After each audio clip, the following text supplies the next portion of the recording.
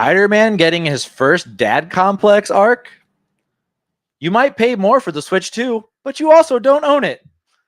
Luke Cage's baby mama is getting the born-again treatment? Is woke Aslan coming to save your soul? All this and more on Cutting Edge Hero Live.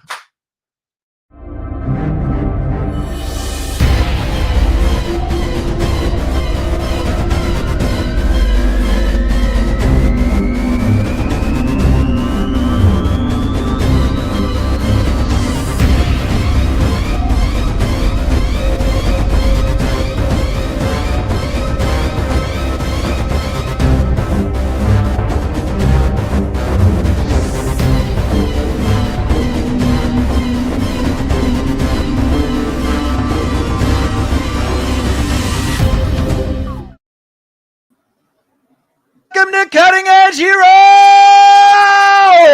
am the Nerd King, Danny Stewart, your host for this and every episode of Cutting Edge Hero, joined today by my two partners in crime, my sidekicks, if you will, Jennifer Johnson and Landon Felter. How you guys doing today? Fabulous. How are you? I'm doing well. I'm doing great, as always. Fantastic. We also have the incredible Randy Tapley. I almost called you Randy Felter. Jesus Christ. We have the incredible Randy Tapley over in the technical director seat. Randy, how you doing? Doing good. Feeling less like a Felter. And then we should have our human relations specialist and fact checker extraordinaire, Ben Stewart, in the chat. Ben, when you get here, say hi to the folks. Guys, it has been kind of a busy, hectic week for me. But I still squeezed in some time to do nerdy shit. What is the nerdiest thing you have done this week? We could start with Landon. Nerdiest thing I've done this week, I've gotten more into Skyrim lately. I still can't afford Oblivion right now. Still recovering from the move. But don't worry, as soon as I can afford the $50, I'm getting into Oblivion. But right now, Skyrim. Yeah. And Jen? Gosh, I've really been down the anime rabbit hole. So we are currently watching Hell's Paradise. So we've been really doing that a lot lately. Yeah, I've been trying to stay away from the extremely depressing anime. So Hell's Paradise isn't one I've really gotten into. Like Your Lie in April, and what was the other one? It was super popular. It just came out. Can't remember the name of it, but I was like, I started it and I was like, yeah, I'm not gonna be able to watch this. But yeah. Hell's Paradise is kind of action, right? Yeah, it's more action. I mean, there's definitely sad stuff that happens, but I mean, it's like Gabimaru, I guess he would be the main character. I mean, he's just unbelievably amazing. Like I love watching him fight stuff, and yeah, so I recommend it. I like it. I may have to dive into it then. Randy, what's the nerdiest thing you've done this week? I rewatched Across the Spider-Verse. Is that the second one? Yes. And the ending got me again. I got to it, and it was a cliffhanger, and it got me for a second time because I forgot about it. Were you watching it and you were like, why does he have long hair? Like, so people warned me, be like, oh, it ends on a cliffhanger. And in the theater, I was watching it, and I was like, wow, they're really doing a lot. And then, they start doing the music to wrap up, and I was like, oh, I forgot. And then I watched it last night, and I was like, gosh, stuff is still happening. And then I was like, oh, right, it ends like this. Damn it. You still got to wait 2 years. Yeah. The nerdiest thing I have done. The nerdiest, Randy's still going. The nerdiest thing I have done this week is I, in an effort to catch up on all of Berserk, because I like the anime and I've heard a lot of good things about it, but I'm never going to have time to sit down and read the 340 volumes of manga currently out for Berserk. I started a 21-hour manga retrospective that breaks down the entire story and all of the arcs for Berserk. So I'm about halfway through that and plowing along, but I'm glad to finally have some of those dots connected, because the three different anime they have produced each chose similar or the same arcs and told them different ways, excluding different parts from the manga. Like one went more fantasy, one went more action and military battle, and one just cut major arcs entirely out of the story. So even if you've watched all three of the different Berserk anime, you still have no idea what the hell is going on in the manga. So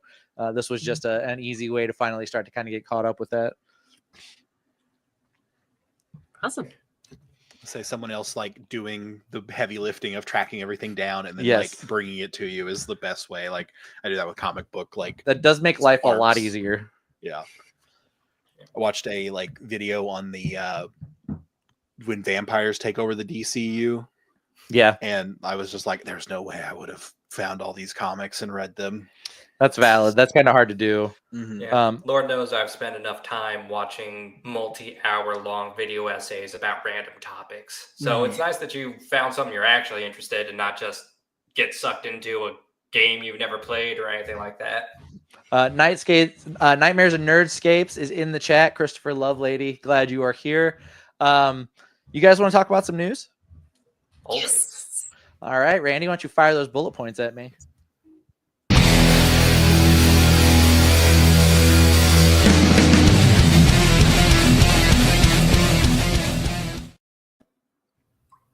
Welcome to the bullet points. We are talking about some of, but not all of the nerd news going on in the world today. I will kick us off with comics. So a couple of weeks ago, I was talking about how they are reintroducing the daughter of Spider-Man and Deadpool into the Amazing Spider-Man comics. Well, with the reintroduction of Itsy Bitsy, the genetic daughter of Spider-Man and Deadpool, into Amazing Spider-Man #3, they are now going for an arc where Itsy Bitsy is in love with Peter and is interested in being with him romantically. So when we initially saw her introduced into the comics, the "Hey Daddy," we thought was in reference to her actually being his biological father, but now we're thinking it may have meant something else. Hey Daddy. That kind. Yeah. So in what is arguably one of the weirdest fucking things I've ever seen Marvel put into a comic book, Spider-Man's daughter is trying to bang him. I mean, spiders do that, I guess. I don't know. Do they? I don't know. That's the Deadpool side in her. Yeah. That's No the shit. Deadpool side coming out. Yeah. Willie McCoy Jr. in the chat. Willie, glad you're here. Hey. Eric Johnson, the guy I call Daddy, also in the chat. What's up, Eric? Yeah, so just weird. That is just a weird thing. That is being brought to us by writer Joe Kelly and artist Pepe Larraz. So we'll see how that goes. But man, they have just been doing Spider-Man dirty all year. Like, they are not done. Like, Mary Jane goes to an alternate reality, falls in love with some other dude, has kids with that guy, brings him back to the real world, decides to be with him instead of Peter. Like, then they make her Venom. Now she's like starting to like have some kind of relationship with Venom on top of that. Peter's got to like live through this whole world where he's still in love with Mary Jane and remembers that they were married. And now Mary Jane is like hooking up with some other guy. And now they introduce his daughter back into the comics, and now she's trying to hook up with him. Like, that poor confused gentleman. I feel really bad for Peter. Just call him Mephisto again and be like, take it all. Take everything. I don't want it anymore. We're used to Peter Parker suffering at this point. Maybe not this bad, but we're used to seeing him suffer at this point. Willie McCoy said friendly Alabama Spider-Man. Turning from that to the latest in anime news, Jen, you want to walk us through what you got? Sure. So any Apothecary Diary fans, just want you to know that they're teaming up. Oh, yes. I love Apothecary Diaries. You need to watch it. Well, too bad we don't live in Japan, because Universal Studios Japan is going for a interactive mystery event. So Universal Studios Japan is giving park attendees an opportunity to test their smarts in solving medical mysteries like Mao Mao. Now, starting to eat poison like Mao? Did you get to eat poison like Mao Mao? I hope so. I'm sure that's the grand prize. Have you never had food at Universal Studios? Right. So starting in July, park attendees can pick up an investigation booklet, and this is free of charge, and take on the role of a fellow pharmacist. If you succeed in finding the hidden clues and the secret messages, Your reward is seeing the scene play out between Mao Mao and Jinchi. Is it the scene where she finds the frog in his pants? I certainly You haven't watched it, so that's an in joke. I apologize. Yeah, I was like, well, I mean, frog in the pants. I mean, how can that not? It's his dick. Funny, so. I was gonna say, I thought it was like he was a eunuch, and that he's not actually a eunuch. Yeah, the whole relationship between them is that every man in the rear palace has to be a eunuch, and so she thinks he's a eunuch, and so he's like flirting with her and stuff, and she's just like, "Great, you're a eunuch. Like, I don't care." And then like in one episode, they like fall over and land on top of each other, and she's like, "What is this? A frog? Did a frog get into your?" And she's just like groping around on it, and he's getting redder and redder. It's so funny. That's like old school Dragon Ball. Yeah, yes, like Goku trying to figure out why Bulma doesn't have a penis in her underwear. Yeah. Well, he thinks her balls are gone, and then she thinks it's Dragon Balls. And Frog. Nightmares and Nerdscape said Peter Parker should change his name to Spider Cuck. Anyway, what else you got? All right. The second thing isn't necessarily news, but I do want to kind of turn people on to watching an anime that I'm not quite caught up. There's one that just came out, so I haven't watched it yet. So there's 6 episodes in all right now. It's called To Be Hero X. This first aired April 6, 2025, is from B Dream Studios. In this particular world where faith or trust, I think they kind of use both of those interchangeably, can turn people into superheroes. I mean, how cool is that? Like, that's pretty cool. I believe in you, and all of a sudden you can fly. That literally is what happens in one of the episodes. Faith can move mountains. True. However, these heroes can lose their powers if people also stop believing them. And I believe there's like an indicator on their wrists that kind of shows like how much trust or faith that the people have in them. But this trust is also measured and collected. And this data is ultimately used to rank the heroes according to the public's faith in them. Okay. So not to give anything else away. Like I said, watched 5 of the 6 that are out right now. And I recommend it. I think it's a cool watch. So this has been on my radar for a minute. I've heard really good things about To Be Hero X. I am waiting till there's a few more episodes out for it to be like binge worthy, but I think 6 is a good number to binge into a series. I've heard it's like arcs where it's like 3 episode chunks. So like you could watch like the first 3 episodes follow a person, and then the next 3, or maybe it's more than 3, but follow another person. I've heard it's good, but I call it To Be Hero Twitter still. So Randy got jokes. Yeah. I thought about that like 10 minutes Landon, ago. is that on your radar at all? Well, I never even heard of it till now, so can't say it was. All right. Yeah, I'm gonna check it out probably sooner rather than later. By next week, I should have dove into that world. It kind of reminds me of the like Nosedive episode of Black Mirror, where it's like your social status, like you like rate interactions with people like 5 stars, and you get like better things. That's what it like. Just the premise kind of reminds me of, because you can like lose your powers by not being a good person. Yeah.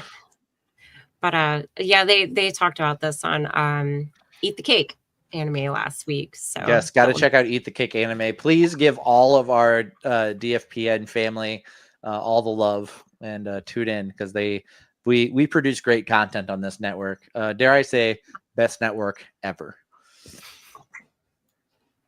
Moving along to television news, in an interview with the Hollywood Reporter, Marvel Television head Brad Winderbaum has confirmed that Kristen Ritter will be joining the cast of Daredevil Born Again Season 2. So we are going to see Jessica Jones in the series. No idea how many episodes currently she's going to show up for, but she will be reappearing as Jessica Jones in this series. That's so exciting. The only thing that could be more exciting with Kristen Ritter is if it was Don't Trust the Bee in Apartment 23 getting brought back, because that show's awesome. I wonder if they're gonna like add her like they did the Punisher for like a couple episodes, or if she's gonna be, I imagine it'll be akin to that. Like she'll pop up, maybe Matt will decide he needs her help, or she'll show up and they're like tracking the same lead or something. I know that next season, very much Matt is on the lam. Like he's hiding. He's trying to like cover that he's still alive post saving Kingpin from being shot. We have seen images of the black the black Daredevil costume is actually his red costume, painted over with the DD on the chest being unpainted, because there are set photos where the black is starting to wear off and it's just his red costume underneath. So apparently he's going to spray paint his costume or something to put the DD logo on it.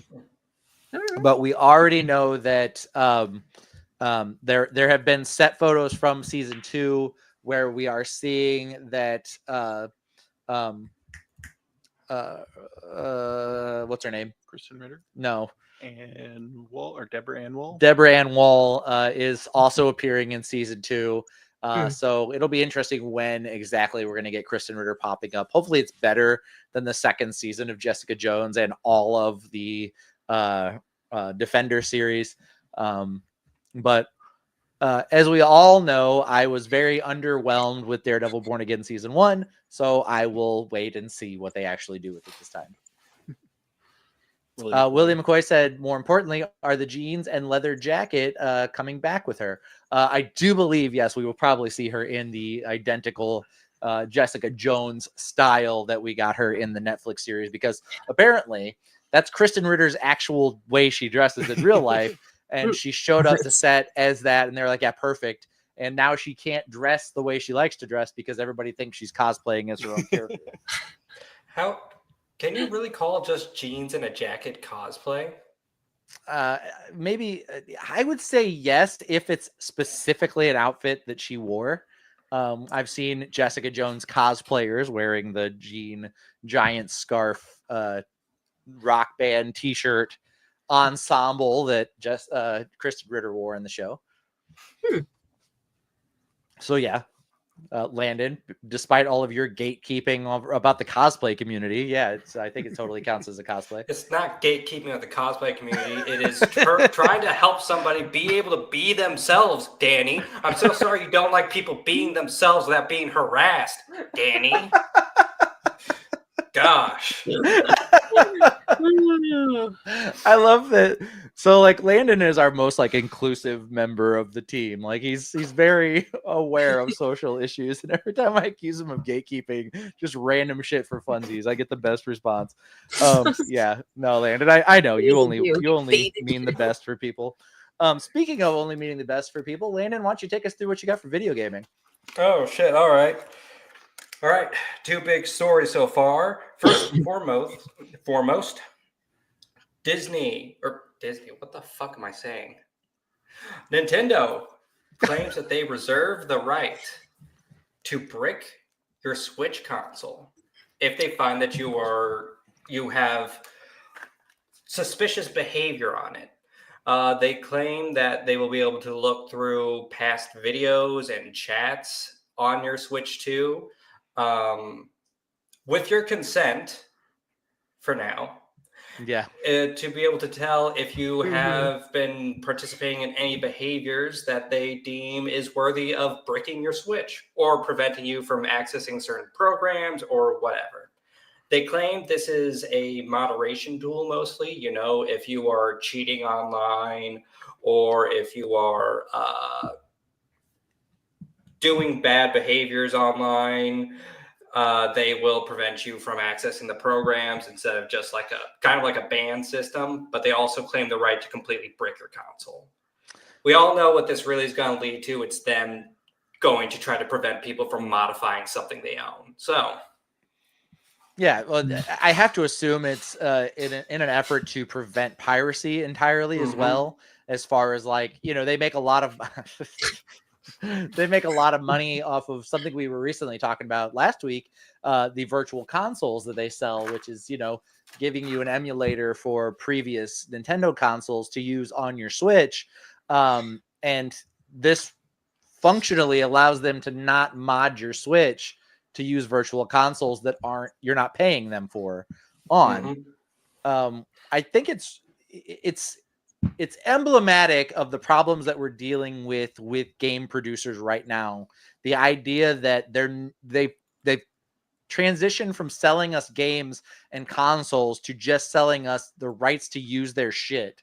It's like you're leasing your Switch, but are they going to give you a new Switch every year for, you not owning your Switch? Are they valuing these in some way beyond your purchase so that it makes sense that they get to keep this control on it? No, they're trying to have the best of both worlds. And me personally, I think it's really shitty. Yeah, it's fucking terrible. Like, it's something you are supposed to own. You paid a one-time price right up front. You should own the thing. You should be able to do what you want with the thing. I mean, we all know that this is going to take a total of this is going to delay pirating on the Switch by an extra month. We all know that. If anything, this moves like this, these terrified, ooh, we can't let you do what you want to do with your thing moves push me more towards the idea of investing in a Steam Deck and a gaming PC and moving away from consoles, because on those systems, I can download the things I want. I can make the changes I want. I do own the games I'm playing. They're removing our power as consumers to the point where I would rather invest in a gaming tower. And I would have never said that before. I've always been pro console. I think PC gamers are kind of this elitist group that thinks they're better than everybody else because they do things just slightly different. Like your PC's not that much better than my console, and I don't have to worry about dumping a bunch of fucking money into it just to keep it relevant. But if it's going to save me from shit like this, it seems worthwhile. Once again, us PC gamers, me right here next to my tower, I paid over $1,000 for 5 years ago and is worth jack shit now. Truly, we are superior. Once again. In fact, my next story even proves that, with Oblivion remakes on consoles slowly getting worse as you play. So first and foremost, with Oblivion remakes on consoles, the camera angles start to get messed up after a while. For example, if you get on a horseback riding after you're playing a save game for 100 hours or so, the angle is fucked up, so it doesn't work quite right. That's something that could be fixed by restarting the console, which isn't too bad of an issue. Be nice if it worked the first time, but as your save game gets longer and longer in playtime, the game will actually start crashing when it tries to load save games. It's an issue that's slowly popping up, and people are being like, hey, this needs to get patched. CJ. Elder Scrolls, I personally love the Elder Scrolls games, but they've never been that great on console. Both Fallout 3, Fallout New Vegas, and Skyrim all had the issue where the longer you played on the PlayStation 3, the more it gets fucked up. It just glitches out more and more and more and slows down more and more and more. And it seems like that old problem's rearing its head again on a completely different engine.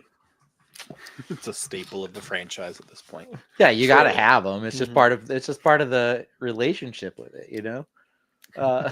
It's not nearly as bad as Cyberpunk 2077 when it's 2077, right? I think so. Yeah. When it dropped and it was so bugged out you could barely play the game. Yeah. I mean, I loved it from the start, but that's just me. It's still one I haven't ever touched. Oh, I love it. If Billy were here, he'd be singing its praises too. Oh yeah, absolutely. He absolutely would. Okay, and then moving along, our final story is in movies, and this is something Jen brought to me. So Greta Gerwig is set to helm a Chronicles of Narnia remake for Netflix. The first film, which is set to be The Magician's The Magician's Nephew, the first chronological book in the Chronicles of Narnia series, but not the first book released, which is obviously Lion, the Witch, and the Wardrobe. is going to be released on IMAX Thanksgiving Day 2026, with a release on Netflix following on Christmas Day. Currently, Meryl Streep is rumored to be voicing Aslan. Daniel Craig may be playing Uncle Andrew, and Emma Mackey has been confirmed to be playing the White Witch. Guys, what are your thoughts on this?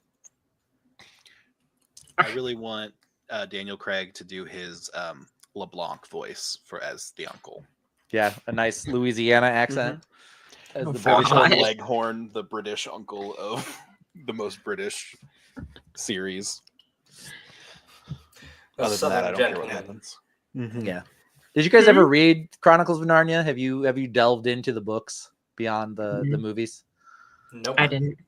Okay. I've tried. I have like the whole collection in like a single big book, and I made it to where the giant lady I have met from The Magician's Nephew, steals a lamppost or grabs a lamppost in the real world, and then goes back to like pre-Narnia Void, and that's like where the lamppost comes from. So I know the origin of the lamppost, and that's as far as I've gotten into the whole series. So, so Chronicles of Narnia. Obviously, there's Lion, the Witch, and the Wardrobe. What's the following one after that?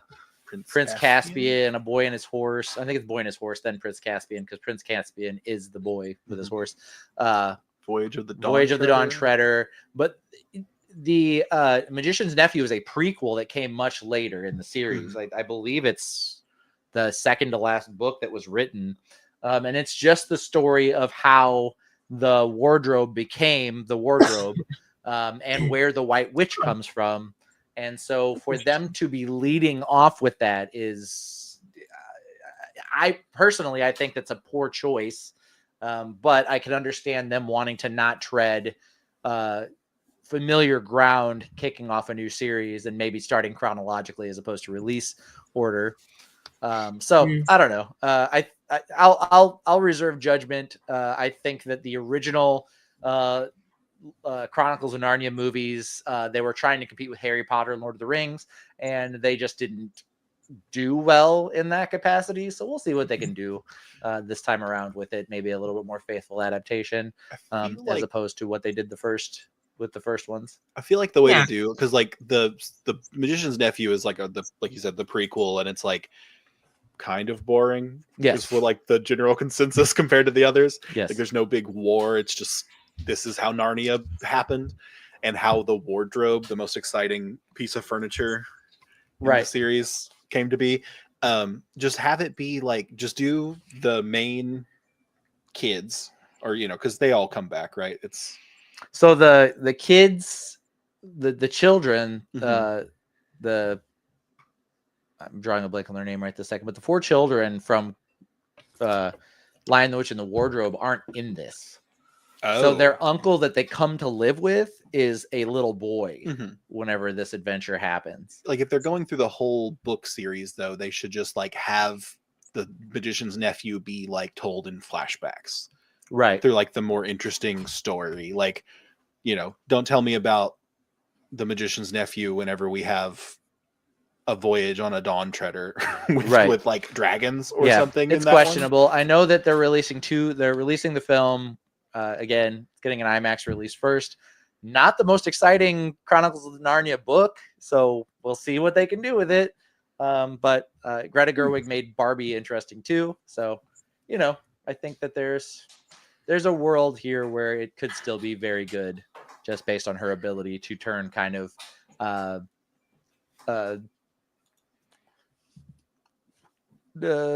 not classically interesting narratives into something that is actually fun and engaging. The mundane into something. Mundane is the word I was looking for, Randy. Thank you.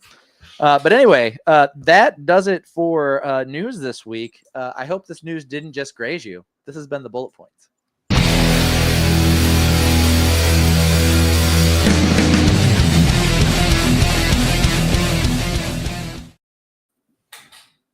Guys, welcome back to the show. We got 2 big trailers dropped this week. We got the trailer for the Ironheart series coming to us from Disney Plus and Marvel Studios. And then we also got the first full trailer for the Superman film. I want to dive into both of them a little bit. Have you guys seen the trailers yet? Mm-mm. No, I meant to, but time got away from me. No, I should have. You brought them up before we started, and I was like, I need to watch those, and then I didn't. So, do we all have headphones? Yes. Yeah. Okay, go ahead and watch them and live react as you watch them, and then we'll talk about them. How's that sound? Okay. Which one are we doing first? Let's start with Ironheart because that's the first one I want to talk about. Okay. Okay. We can sync it up on a 1, 2, 3 count, or do it as a round, and we can all start 10 seconds behind the other. What's going to be funny is that Randy's music on his end is going to come through our headphones. Oh, is it? Yeah. Oh, through our headphones. Okay. Yeah. All right. I see the executive producer. Tell him when to start. Okay.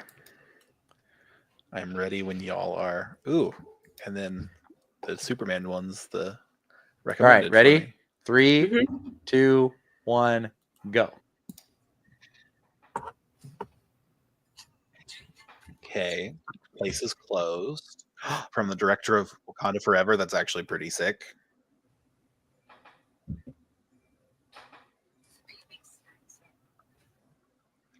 That's a bad elevator. I could have I told actually you that. don't know if we're hearing this on the live stream. I could have told you that. Oh, do I need to mute it? Yeah.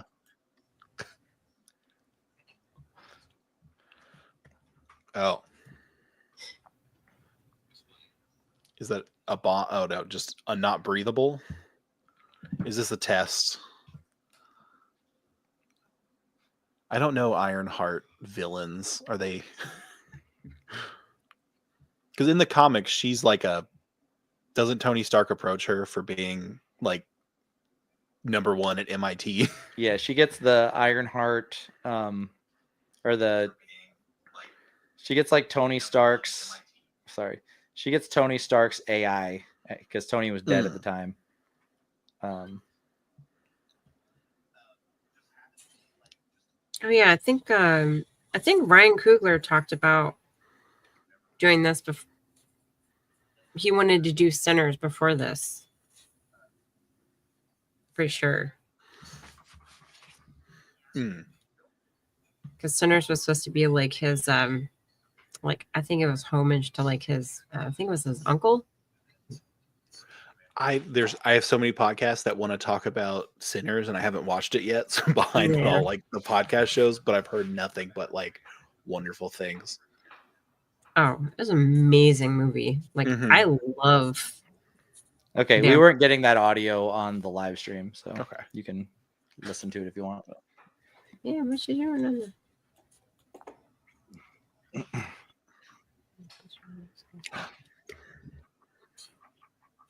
I'm sure this is very engaging television. Yeah. While we're sitting here, but it's a very like Kat Dennings-esque friend that I just saw. Yeah, which I'm here for because I love Kat Dennings.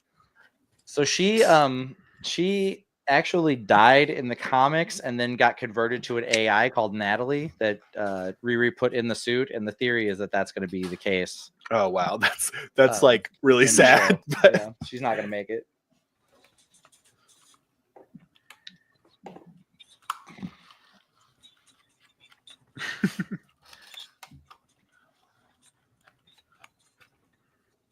So did I miss like who's that theory is that he's Obadiah Stane's son. Ooh. Zeke. Oh. So Riri, because she after Wakanda Forever, the Wakandans take the Ironheart armor back from her, the vibranium Ironheart armor. She's not allowed to keep it, and so she goes back to Chicago and then goes to MIT as a student. And as in her time at MIT, she builds a new suit of armor, which is the white suit that we get in there. But then also outside of her MIT armor, she is also building another suit at home, which is the one that's kind of more junked together with the like red, scratched up red chest piece. So we will probably see all three of these armor at some point in the show. Ideally, that third one that she's working on at home is going to be the true Ironheart armor. I imagine something is going to happen to the MIT suit. She's not getting to keep the Wakandan suit, and then that final one will be her real suit. Somewhere along the line, we're going to get the Natalie AI put into the suit. In the comics, she got a Tony Stark AI that was leading her along her path and mentoring her. So I don't know if we're going to see Robert Downey Jr. appearing as an AI version of Tony Stark or not. He's obviously back in the wheelhouse of Marvel characters with the introduction in Doomsday. So whether we're going to see that or not. We've also gotten Anthony Ramos's Hood, which is a character that stole a hood off of a demon. And then that imbued him with magical abilities, which he used to become a crime lord. And he is funding Riri's research. So she's going to be in league with him. And then there are some rumors that we may finally see the Sacha Baron Cohen Mephisto. I know we've all been screaming Mephisto for like 5 years now. The Sacha Baron Cohen Mephisto, he has an uncredited role in this series, finally appearing on screen. So weirdly, this may be our first introduction to Mephisto. That's a crazy on screen introduction for like this series, which like I guess it probably needs that because like it's coming out so soon, and I haven't heard this. Is the first thing I've like heard about it. We are a little over 40 days out from release on this. This is the closest window that Marvel has ever done promoting a series. I don't know. I don't think that's a good sign. Well, I also think it's like just trying to avoid hate because it's just one of the Marvel TV shows that they're going to hate on. It could be that, but I do also agree with Lane, and I think that is not a good sign for the quality of this series. That being said, it is being executive produced by Ryan Coogler. He did have a lot of say into what does and doesn't go into the series, and everything he's done for Marvel so far has been really good. Yeah. Was this supposed to be part of the Marvel Spotlight, or you know how they just do like a one season kind of like they did with like Echo and stuff? There's no word as to whether this is getting more than one season. It definitely has the potential to do so. But I think, currently right now, they're just planning to do the one season with this and just see how it does. Okay. We know that Riri is going to feature in Doomsday, so she's not one and done here. But what they're going to be doing with the character following this is kind of up in the air. And also based on the very short window for advertising for this, it doesn't seem like they're putting a lot of effort into making this series popular. They don't seem overly concerned with it. I would say that this is something that they had kind of thought about, promised, and then really did not deliver on, and that it's probably going to be kind of not great.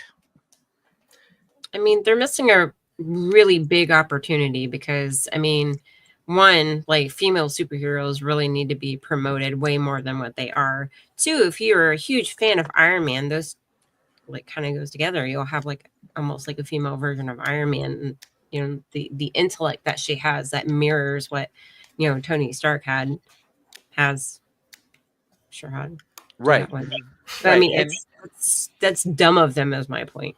And Ken Pachi in the chat says they were avoiding releasing it too close to Thunderbolts. That may be the case, but they certainly have concurrently advertised a series and a movie at the same time to good effect. And I just feel like that's not a good excuse for why they have really just left Ironheart to kind of fend for itself and then start releasing teasers and stuff this close to the full release. I mean, we're not even 2 months out. I think word of mouth will get, like, if Mephisto is in it, I think that will definitely elevate this to be like, because like you said, every show where there's magic, it's like Mephisto. Yes. Well, probably word of mouth will probably spread too if they say anything about it tying into Doomsday too, because how they have snippets and stuff in there. We were expecting it with Multiverse of Madness, or no, we were expecting it with Multiverse of Madness. What was the one before that where we were expecting Mephisto to show up? WandaVision. WandaVision. Yeah. it's just been when She-Hulk. We kind of thought it was going to happen. So it's like, when is it actually? When we going to get that Mephisto drop? You gotta get in there before Deadpool does something. I'm just concerned that this is going to fly way under the radar, and we're going to get it. And we have waited all this time, and we finally get the Mephisto reveal, and everybody's just kind of like, okay. I mean, he's here now, I guess. Well, I was gonna say, if it's uncredited, it could also just be like a voice whispering from the hood, like, I don't know, if it's from the hood, yeah. like if it's because like if he's wearing, because I'm assuming it was the person with the red cloak, that's the hood character. Yes. Okay. So like it could just be like a demonic growl. The voice that speaks through the hood is just Sacha Baron Cohen doing all of his different character works. Mm-hmm. We can only hope. It's Ali G. Borat telling me to commit crimes against humanity. Kenpachi says, I think it will play well following the success of Sinners and both being directed by Ryan Coogler. Ryan Coogler actually wasn't the main director for this series. He was just executive producing it. So I forget the director's name, but it was a different director, a nice lady. She directed most of the episodes. And we were talking about Sinners a minute ago, and CJ Lovelady said, I know someone who has a spoiler-free review of Sinners. Yeah. Who could that be? Could it? Oh, okay. Yeah. Yeah, go check that out on their YouTube page or on any of the DFPN social media. It was him and Kelvin, right? Yeah. The review? Yeah.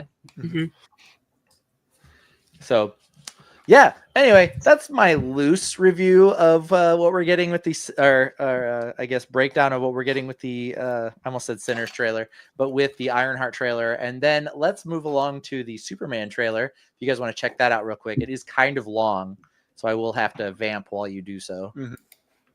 Fantastic. We're reaction YouTubers now. Yeah.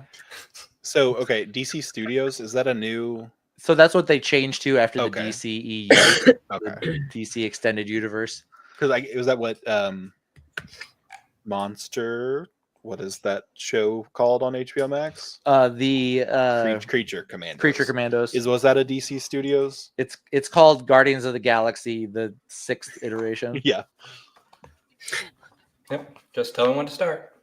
Oh, I started. I'm sorry. Oh, you fuckers. DC Studios. Okay, let's go. So I will say, starting off just off the bat here, this interview between Lois Lane and Superman puts me in mind of one of the best Superman stories that I have seen in recent days. And to no surprise to anyone, I'm talking about Invincible. This is very much Invincible, but using Superman as the character for the vehicle. His outrage, the way he's like yelling at Lois, like I had to save people's lives. Like it just feels so much more Invincible than Superman to me, and that's not a criticism. I think that is the best direction to go. I've said multiple times that I think Invincible is what Ultimate Superman could be. Like if it got the ultimate treatment from Marvel, which obviously that's what Absolute is now, but it's a story about what it's like to have that kind of power and ability in a world where normal people exist and then super people also exist. And so I think leaning into that for the Superman movie is a great idea. And I do believe that's what they've done. All right, they better not hurt this dog. I'm just saying. Crypto looks great. I'm excited about Crypto. He's usually drawn more as like a white lab. Yeah, that's what I thought. They styled this dog after the rescue that James Gunn actually rescued and has at home. So it's a more curly mutt style dog than any particular breed. So who is this lady with like the saws? Is she like a known? That is the engineer. She is from a comic series called The Authority. That was Wildstorm prior to Wildstorm being bought out by DC and then them introducing those characters into the DC universe. So she's actually part of a whole different superhero team that was an analog for the Justice League from Wildstorm, which is also where the Midnighter and Apollo come from, who were the Wildstorm universes, Superman and Batman that were in love and married.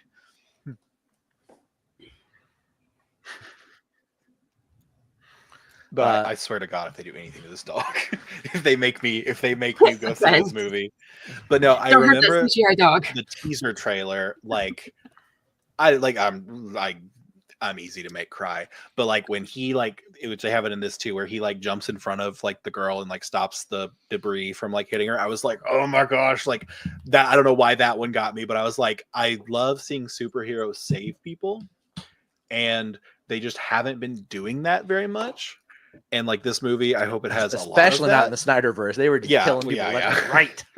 But like it's just and then like of course Invincible, it's just being like mean about it because like there's multiple people who just send him through a crowd of people, and you know his dad, like and he tries to save people. Conquest is straight up murdering people with Invincible's face. Yeah, like I think what's the lady Viltrumite?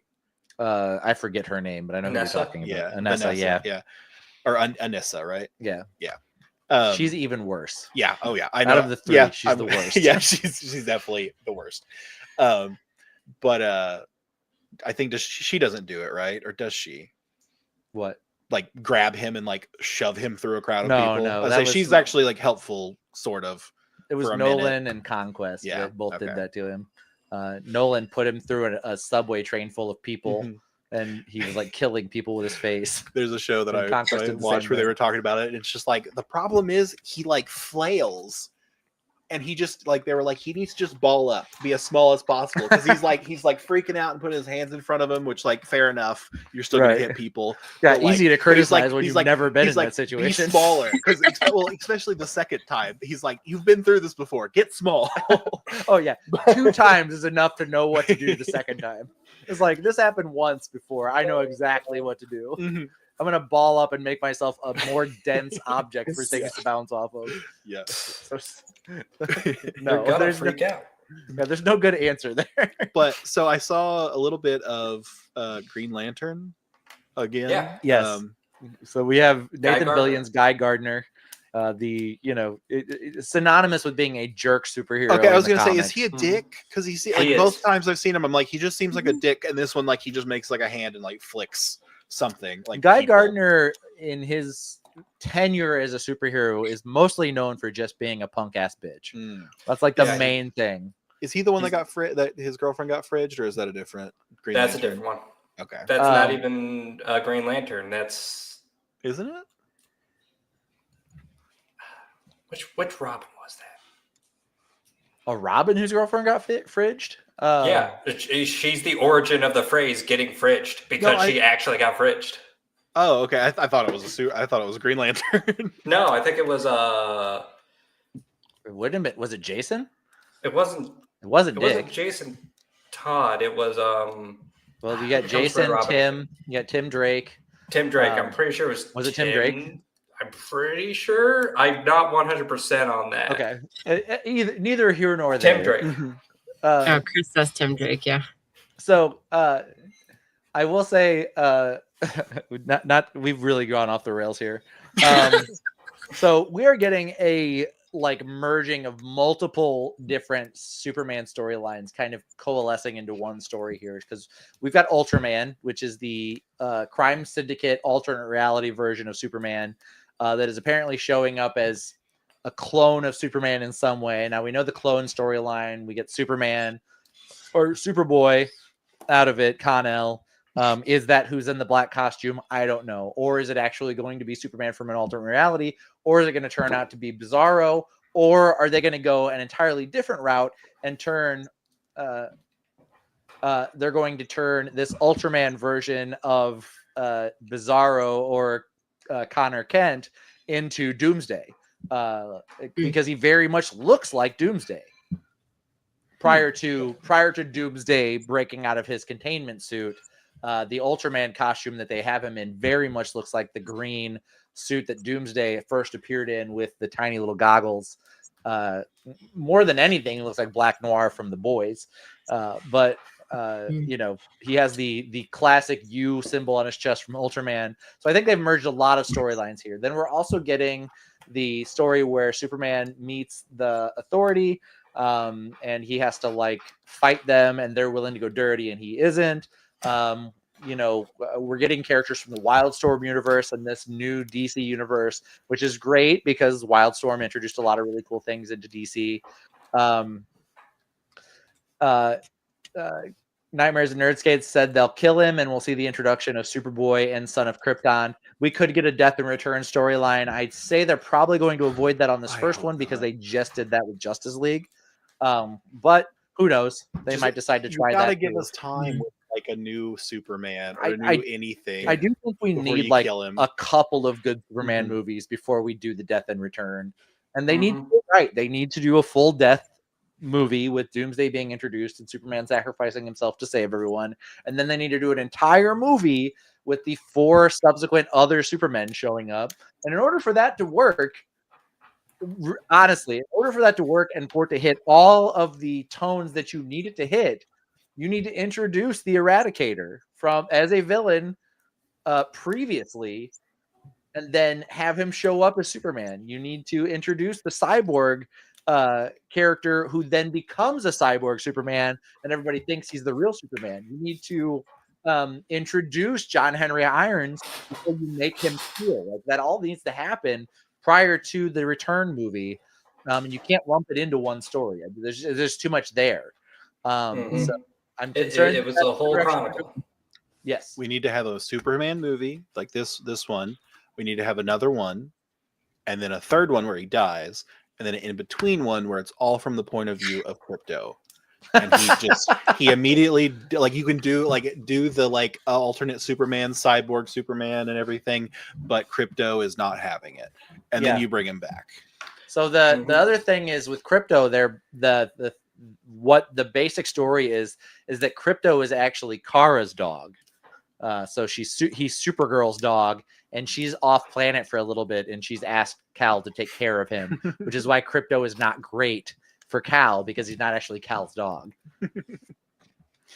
So you're saying that's what this is going to be? That's what this is supposed to be. Okay. Which is why Krypto doesn't necessarily listen to Cal, because he's not Cal's dog. I like that. He's Supergirl's dog. I like that. I don't care about Superman. I just want to hang out with the dog for 2.5 hours. So talking about all those disparate storylines that are all coming together, I'm hoping for one more extra storyline to be slipped in here.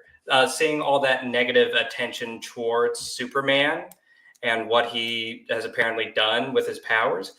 How familiar are you with the storyline of Superman versus the Elite? Yes, I'm familiar with it. I'm hoping that the animated movie. Yes. I'm hoping that they slip in a few of those elements in this movie, where everybody is kind of like against Superman because of like what he does, but they're against Superman for what he does, and Lex Luthor takes advantage of this to try to smear Superman's name, and then Superman decides to go all out, but pull back just to show, hey, this is what I am about. This is what I am. I am the Boy Scout. I am the ultimate good. I am the person with all the power in the world, and I choose to do good with it. Especially following the tale of the Snyderverse, I think we really do need a story of just like Superman's goodness and just wholesomeness to follow up all that.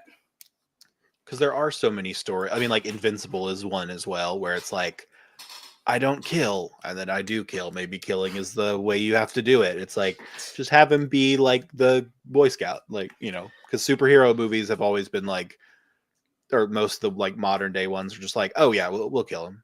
Like, no problem, we do that. Like, oh, but we don't kill him, but you ran him over with a car, you probably killed him. A man flies through the sky and has super strength, heat vision, everything else. And the problem you have that you find the most unrealistic is that he is totally good. Yes. No. So yeah, no, I think that I completely agree. I think the elements of that need to be involved in there. I don't remember 100%, but I do think that in the comic storyline, it was Superman versus the Authority. And then they couldn't use those characters in their animation yet, and so they made it the Elite, and they came up with a totally different team that's basically similar to the Authority characters from Wildstorm. I could be wrong on that though. They might have done that prior to getting Wildstorm, but they're basically an analog for the Authority in either world. And I thought they were the Elite in the comic as well, so they might be.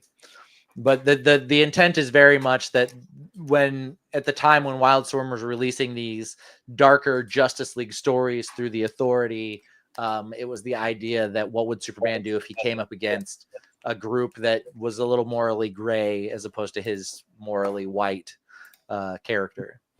But yes, I think that needs to happen. I think that's got to be part of this storyline. I think the idea of Superman finally cutting loose and how terrifying that is for people. I love that. I loved that in the movie of the Elite. So yeah, I think that would be great. So yeah, I'm still holding judgment for this. I want to see it first. I'm not confident that James Gunn can give us the Superman story that we want or that we necessarily need in this time. But I think that this trailer did nothing but secure for me the idea that it is possible he could be making a good Superman film and give us something more akin to the joy that we got from the Christopher Reeve Superman, as opposed to the divisiveness of the Zack Snyder era. And certainly a little more, a little less underwhelming than the Superman Returns movie was, where they tried to just pick up the torch and continue on as though the Christopher Reeve Superman never left. Mm-hmm. Honestly, I think my favorite Superman lately has been the My Adventures with Superman. Yeah. I love that one so much, but I love My Adventures with Superman. Yes. I was just looking up if there's a season 3 and it says there's supposed to be one this year, but I don't know. Oh yeah, they've announced season 3. We've even gotten a few spoilery looks at what might be occurring in season 3 because they showed it off at San Diego Comic-Con, I want to say. Oh, okay. I'm just out of the loop then, because I binge watched the first 2 seasons like 6 months ago.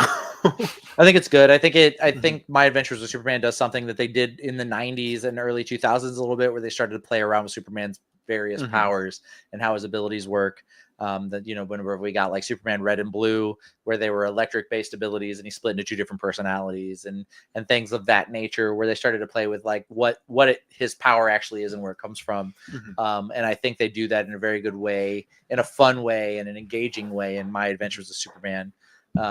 So I did enjoy the series. I think Jack Quaid does a good job as his version of Superman. And I am looking forward to more of that as well. I just like the personality and character designs. Yeah. Lois Lane just being loose from Owl House is also I love Owl House. So yeah. Well, speaking of personality and character designs, this week on the hit list, we're talking about our 5 favorite fantasy classes.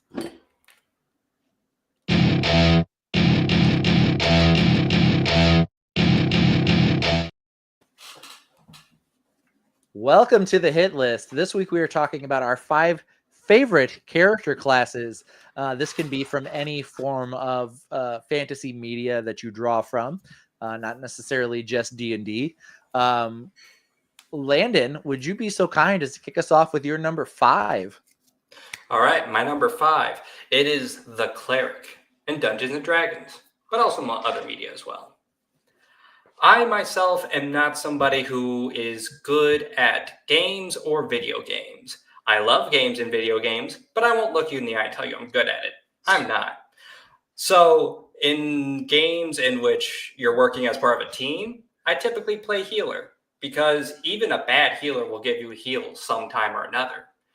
And the Cleric for Dungeons and Dragons is that. But also, I can pick a whole bunch of other utility spells and other attributes that help me make a well-rounded support character for whatever needs to get done. And that's why I like the Cleric from Dungeons and Dragons. Yeah. Cleric is a good class. I personally probably would not play one. That's too much support for me. I'm all about cleaving heads.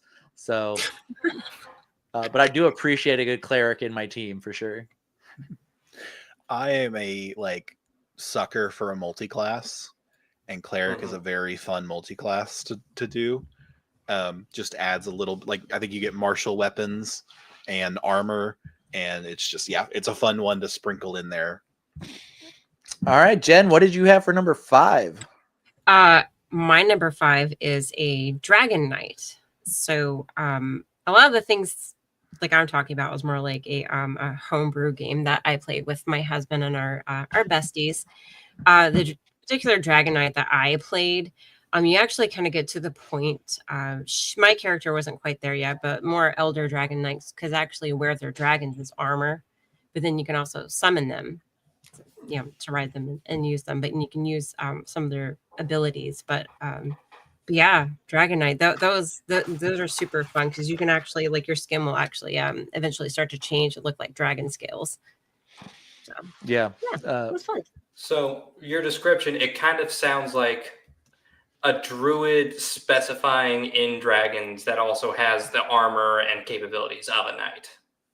Well, like this particular Dragon Knight that I played, she was more of a warrior, but yeah, I mean, they had like a whole race where they could be different things, but still be associated with dragons. But yeah, when I played was a warrior. Gotcha. Yeah, it reminded me of the I forget her name, but the main character from like the Iron Flame book series. Oh, Violet. Yeah, Violet. That looked like Violent Sorrengail to me. Actually, I think that was like fan art for her. I was like, perfect, Violet. That's a great example. Perfect. Yeah, she's awesome. Yeah, I love her. No complaints here. Randy, what'd you have for number 5? So I went like a little more general with it. Pokemon classes. Oh my god. Some people call them types, but I went with Pokemon classes. I used to have like when I played the Pokemon game, I had the guidebook, which just like showed you like what level they evolve and what level they learn stuff. I studied this chart. I don't have it in my brain anymore, but the like what it doesn't do damage against, what it gives half damage against, what it does double damage against. And I just Googled it, and apparently AI says Steel Fairy is the best type combination. With the best, we can review the chart and see if that's true. But yeah, just Pokemon types. I think my favorite type, like when I was playing, was probably like Dragon, because I was a child. Dragon, and Poison. So I like nothing pisses me off more about Pokemon than all the clearly dragon Pokemon characters that are not dragon types. Yeah, one of my favorite comics. Danny, please. List them all off. I can't. I have had sex. Go ahead, Landon. Okay, I'm going to list your entire list. I know exactly all the Pokemon you're thinking of. You ready? Charizard? Nuh-uh, the Dragonite. Dragonite's not a dragon either. Dragonite got the dragon type. Gyarados isn't. Gyarados isn't a dragon type? What's the one that like literally looks like a dragon from hold on. Or I think Dragonite is it, right? Dragonite got the dragon typing. Okay. Hold on. Well, let me just look this up, Landon. Getting roasted because I said dragon type is my favorite type. You didn't say dragon. You said dragon. Dragon. No, just because Imagine Dragons. I didn't even think about that. I have a type, apparently. Yeah, Landon. The literal fucking fire-breathing dragon Pokemon that isn't a dragon type. Yeah, that's one. That's definitely one. And the one that looks like a fucking palm tree that is a dragon type, which I don't fucking get. One of my favorite jokes is like comics that I've seen is the Alolan Executor is part dragon. And he's like, 11 feet tall, and he leans over to a Gyarados with just the most like pissed off like Squidward face, and he goes, "Guess who's a dragon?" So yeah, Charizard, Gyarados, Aerodactyl, Tyranitar. Aerodactyl's a pterodactyl. What do you mean that should be a dragon? Very much looks like a wyvern. That is a wyvern style. They have been fixing some of this with mega evolutions, because I think is Sceptile a dragon when he Sceptile's a dragon when he mega evolves. Well, he isn't before that. They're trying. Milotic. I don't know how to say that one. Thunderous. Scovillian. Apparently, my favorite class in Pokemon is dragons that aren't dragons, because I love all of those Pokemon you said Yeah, so far. Landon, there's at least 8 of them that look like dragons that aren't dragon type. But there's a ghost dragon. Oh yeah, and how many did you know off the top? Charizard, how many of you know? my favorite you knew Pokemon. One. You knew one. There you go, gatekeeping again. What? I can't be a Pokemon fan now? No. Milotic. Milotic, Ben says. Where were we at? Your pronunciation is giving me the ick. Randy, what do we have in chat? In chat, we have a lot of people talking about Imagine Dragons and pronunciations of various words. Nightmare Nerdskate says EverQuest Shadow Knight. Oh yeah, dude, EverQuest was such a fun game. I never played EverQuest. Yeah, it was. Have a computer strong enough. Forgotten Realms, right? EverQuest was Forgotten Realms MMORPG. Anyway, my number 5 is Barbarian. Specifically, this guy from the Hero Quest tabletop board game, which was my first introduction to a barbarian. Yeah, go ahead, okay. Randy. I'm sorry, I didn't label them. But yeah, there's just something about a character that like is so fucking powerful that in a world where people are like casting magic and they're fighting like fucking giant trolls and stuff, and clerics and paladins exist, there's a guy that's just like, I'm strong, I carry a big weapon, I throw this thing at you. Barbarians are one of my favorite classes to play as, just because they fuck shit up. Personally, I'm a big fan. Obviously, the D&D Barbarian is born of Conan the Barbarian, the original character, but just even in my like Baldur's Gate 3, my first playthrough, I did a Barbarian playthrough, and like the fact that you can just like launch people off the fucking edge of the map as a way to like trim down the number of people in a fight was just an incredible mechanic they added to that game. But yeah, Barbarians are a blast to play. I saw we had some more number 5 dropping in chat. Oh, there we I go. feel like Landon wants to talk some shit about my Barbarian choice.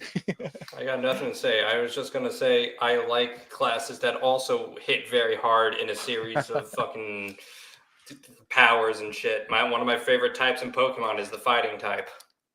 Yeah. Well, list all your favorite fighting type Pokemon, Landon, right now. Lucario. I'm just kidding. Ben said Ben's number 5 is the Parshendi. That is choice. A group from the Stormlight Archive. They are the natives of the world Roshar. They have external armor, carapace on their bodies, like an ant or other insects, and then they are very much human shaped. And they're incredible. You're saying all these words, and earlier you said you've had sex before, though. Yeah, just the 5 times. And Eric Johnson's number 5 is the Ranger. We will talk about Ranger in a little bit. He's further down on somebody else's list, but that's a great choice, Eric. Jen, what did you have for your number 4? My 4 is it's more like a paladin, really. It's the warrior. I swear I play more than warriors, but there's another character that I played, and this is probably the closest thing that she looked like.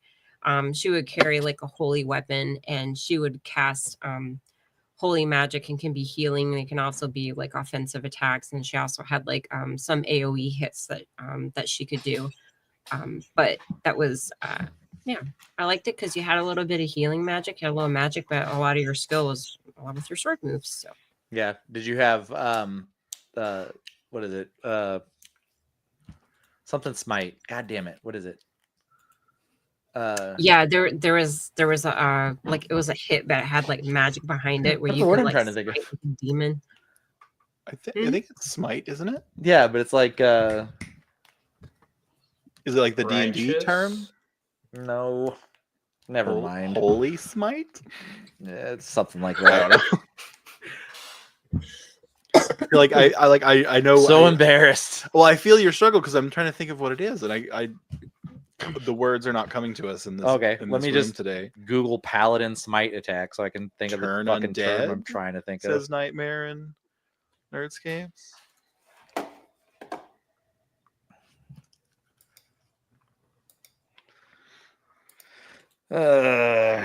Divine Smite. Jesus Christ. Divine. Divine was the word I couldn't think of. Divine Smite. We figured out. Okay, Landon, what do you have for number 4? Oh, my number 4 is the Pyromancer from Dark Souls 1. Ooh.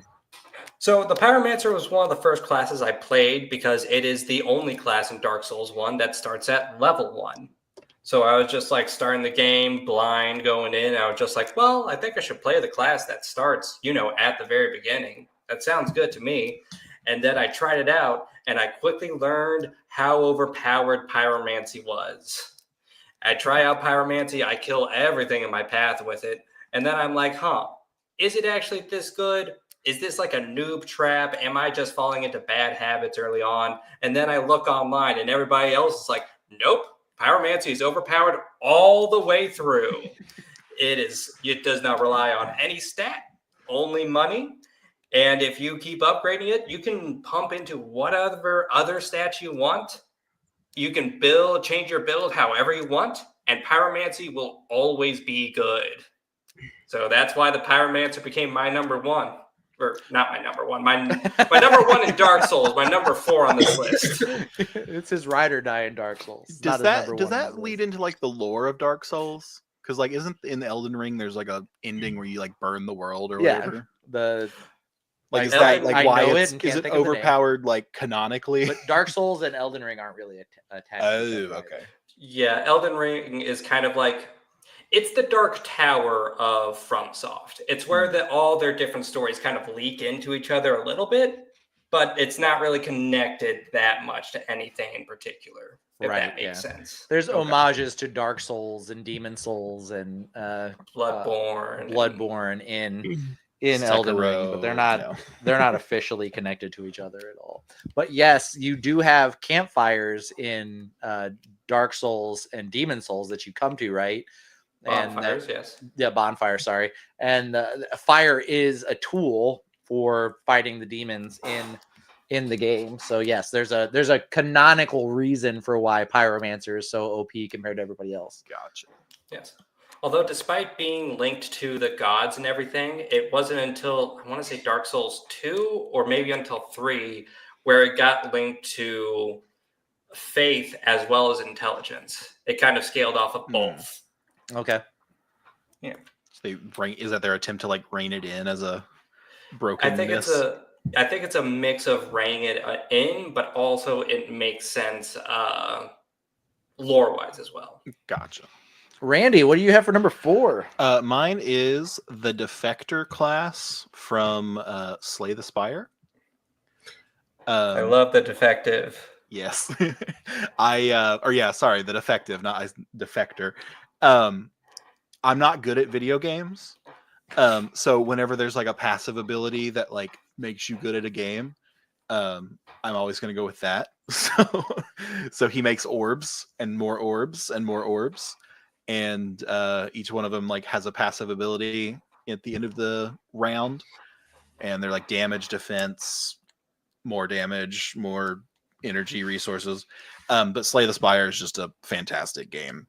It really is. Slay the Spire 2 is, I don't know if there's a release date yet, but yeah, there's like 4 different classes in the first one, and I'm hoping for them to return and there to be more, because that's one thing that I do wish about Slay the Spire is there was more classes. Because I think they did 1 round of DLC, but I needed more. Yeah, I haven't checked that game out yet, but I will have to put it on my list. I'm a sucker for a card game, and that's a card game. Same here. Yes. Yeah. That's why Balatro got me so hard. Oh, I just got Balatro last night. Just added to my PS5. It's so good. I tried to get John Swayze to play it because he was playing like a game on his phone, like some sort of just game on his phone, and I was like, "Game you should get on your phone is Balatro." I don't think he did though. Yeah. But in chat we have Nightmare and Nerdscapes Pathfinder Gunslinger. Oh yeah, the Gunslinger class is cool. They actually modified the Pathfinder Gunslinger to create Percy in the first Critical Role campaign. In his pepper box. Yes, in his pepper pots. Yeah, I played like a quarter of a campaign of Pathfinder before we had to disband and live real lives. Unfortunately. But one of our characters was a gunslinger, and it seems really fun. Yeah. There's a lot to be said about being the only person with a gun in a world where everybody else is using crossbows and regular arrows. Then we got Eric Johnson saying Kinsai. Jen, what's that?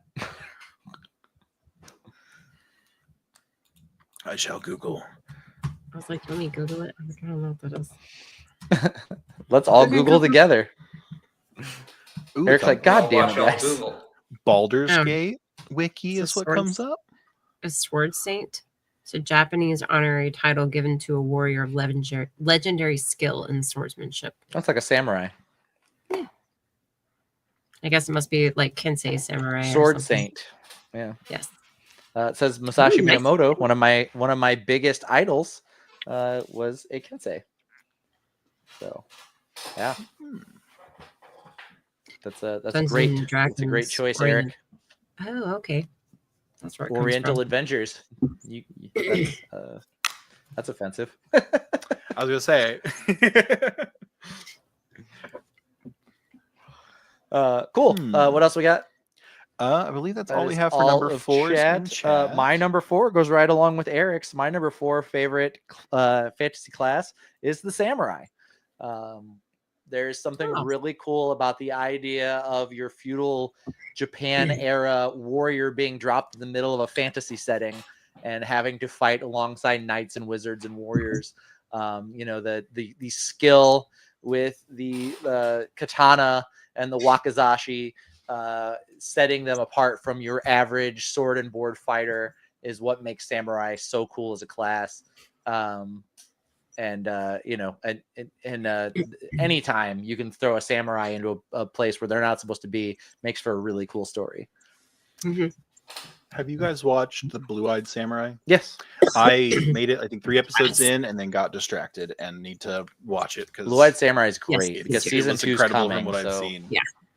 Now would be the time to finish it because season 2 is not too far behind right now. No. Okay, Landon, what did you have for number 3? My number 3 is the Artificer from Dungeons and Dragons. Ooh. I love the Artificer. I love seeing a random pile of junk and thinking to myself, what can I do with this? What can I, within reason, do with everything? How can I MacGyver my way out of this situation? And then I'll just see what I have at my disposal, think of the most ridiculous idea possible, look my DM in the eye and say, can I do that? Will you let me do this? Yeah. One of my favorite stories. One of my favorite stories with our Artificer is I had a chain in my inventory, nails, and we had cut the head off of a land shark. And one of our party members had the ability to revive dead. And I looked at all the items and I thought to myself, shark head meteor hammer. For those of you that don't quite understand, that don't know what that is, essentially I tied and nailed the chain to the shark head, had our party member, I forget who it was, it might have been a cleric, revive the shark head and was like, we're going to use this. We're going to use this as an amazing weapon. And we never used it because it was not good. The DM made sure to make it as terrible as possible because they had control of the stats. Oh, God. My first D&D character I ever made was an Artificer. And so the conception of the Artificer is that it's basically D&D Tony Stark. It sprung out of the popularity of the first Iron Man movie that they wanted to add this class to D&D officially. And so whenever I read the class description, I thought, you know what'd be cooler than that is if it was Batman. And so I made D&D Batman. He was an Artificer, and he had all of his cool bat gadgets and all the things that he had created to make himself, what functionally was Batman. And he died very quickly because I got really, really trashed one night and walked up on a white and just fucking swung on it at like level 5. And so he didn't last super long. But then I did a storyline where his 5 adopted children, the Rabuns, who were former thieves, fought for his mantle and then became the next version of that character. My first D&D character was also, it was the Unearthed Arcana Alchemist, which is like a subclass. And the Unearthed Arcana version was very bad. He did not, he did not last long. His name was Mantis Toboggan. Or no, Ongo Gablogian. I was going to say, Mantis Toboggan is your Discord name. Yeah, Ongo, which it's from It's Always Sunny, but so is Ongo Gablogian. And it was just an avatar of Danny DeVito. But it was, the Unearthed Arcana version was so bad. But the Meteor Hammer reminds me of this from American Dad.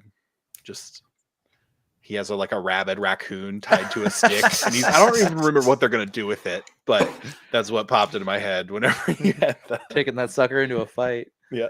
Jen, what did you have for number 3? Number 3, I have a necromancer.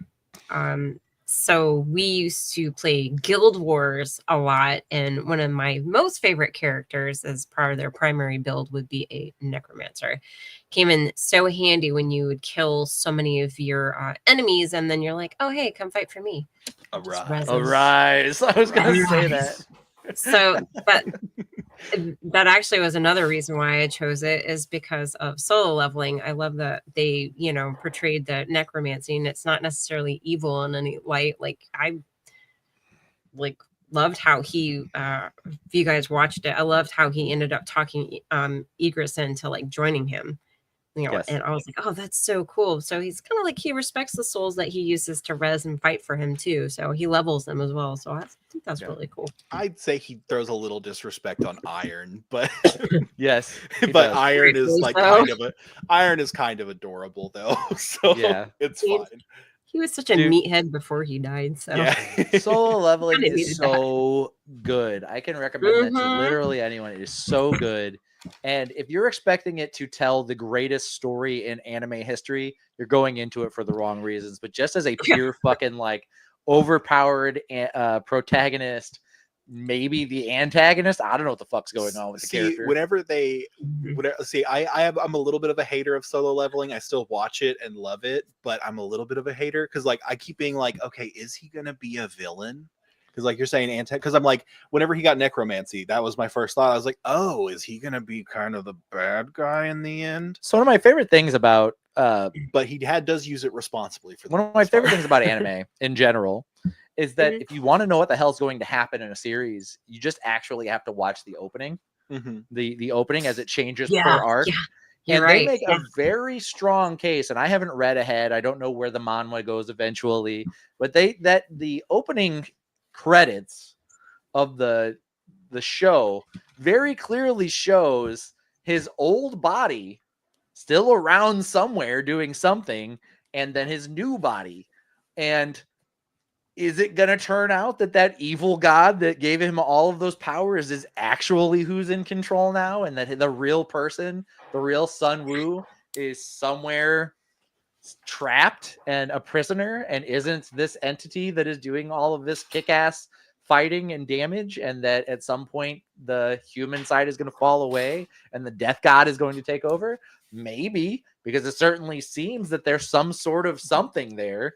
I haven't bothered to look it up. I know that the manhwa is quite a bit further along, but I don't know. I'm not 100% convinced that Sun Wu is actually the protagonist of the series, and we'll find out over time. It feels like every time he has a chance to do the villainous thing, they sidestep it, and it's oh no, he's good, He makes very morally gray choices. Yeah, quite and a it's bit. always because I don't know if we're wanting to talk about season 2, basically the end of it, but he does a thing to someone, and who knows, he arises someone, and then it's just it happens within 10 seconds of him arising them, but then he's oh yeah, I'll set him free, and I'm oh, Yes. Since when did we know we could do that? Like, because it was like, I don't think that's what he would have wanted. And it's like, oh, well, okay, then in that case, I'll let him go. And I was like, if I think it would have been better if it was just like, oh no, I don't know if I can do this. And like, there's a chance that I can set him free, but like, maybe not. Maybe he's stuck with me forever. I think we'll find out as we move along into season 3 and the subsequent stories beyond that. I'm not going to read the manga for this very specific reason. I don't want to ruin the show for myself. The end of season 2, I was like, okay, it's opening up to like more stuff. So I'm like, okay, maybe, because I think I came into this show, like you said, like with the wrong expectations, because I did the same thing with My Neighbor Totoro. And I was like waiting for things to happen in Totoro, and nothing happened, and the movie ended, and I was like, oh, okay. And I think I'm kind of the same way with Solo Leveling, so I just got to change my mindset. Yeah, my big thing it's fun, it's a spectacle, it's wonderful, but I keep like, I think, wanting more out of it. My big thing with Solo Leveling is if you want an anime that's going to tell a story that's going to touch you emotionally and make you feel things and change your perspective on, you know, the anime genre, if you were a hater, or if you're just kind of like, oh, it's all about like fan service, and that anime is Frieren Beyond Journey's End. Yeah. You just want to see an overpowered protagonist beat the shit out of people. That's Solo Leveling. Irresponsible necromancy in that one. Yeah. That's Solo Leveling. And if you go into Solo Leveling being like, man, this isn't as good as Frieren, no shit. No shit. Well, like in the Crunchyroll rewards, they were like going up, they were like, everybody was like putting them two next to each other, and I was like, they are not the same. They're not like comparable because they do totally different things. But yeah, I'm a Frieren girly. Well, that's why they're both amazing, because you can like them for two totally different reasons. Absolutely, completely agree with that. Whose number were we on? That was Jen's. Sorry. Okay. Hijack necromancer. Randy, what's your number 3? Mine is Avatar: The Last Airbender. Just the bending in general. I think chi bending is probably one of my favorites, just as like something that do they call it chi blocking? So I guess it's not really even bending, but it's a class. Chi benders are a thing in Korra. Love it. It's a fun way to make like non-benders viable, like as villains and such. So yeah, just the magic system of Avatar is so good. Yeah, May is a chi blocker in the original series. Yeah, she's like the OG. Speaking of Avatar: The Last Airbender and Legend of Korra, the voice of Korra, Janet Varney is going to be here in November for Cape Con, our 20th anniversary show. Also coincides with the 20th anniversary of Avatar: The Last Airbender, and so we are very excited to welcome her to our show. And we will also be welcoming some of the DFPN family to our show this year as well. So I'm pretty excited about that. Let's see. What do we have in chat, Randy? We have Eric Johnson. Brawlers. Monk, no weapon or armor restriction, specialize with knuckle dusters, guard arms, and shields. Yeah, I love characters that can get down and dirty, and Brawlers are one of those where it's like, they're not necessarily the tank, but they're the like, we're about to fuck this guy up character. Like, hell yeah. Like any show where they have like the villain beat and they just like gather around and kick the shit out of them. Yeah. Like the end of, I think it's season 2 of The Boys, where they're all just like beating up on Stormfront. And that's one of my favorite scenes in the movie. Is just like 3 superheroes just kicking, no powers, just kicking. Yeah, if you know anything from my love of the Wolverine character in Marvel Rivals, I am down for a DPS character any day, and that certainly falls into that category. Knuckle dusters as a weapon just needs to be more frequently used in fantasy in general. I need to get the Shadow of the Erd Tree update because they added a weaponless like melee brawler into that, and he's pretty fucking broken from what I understand.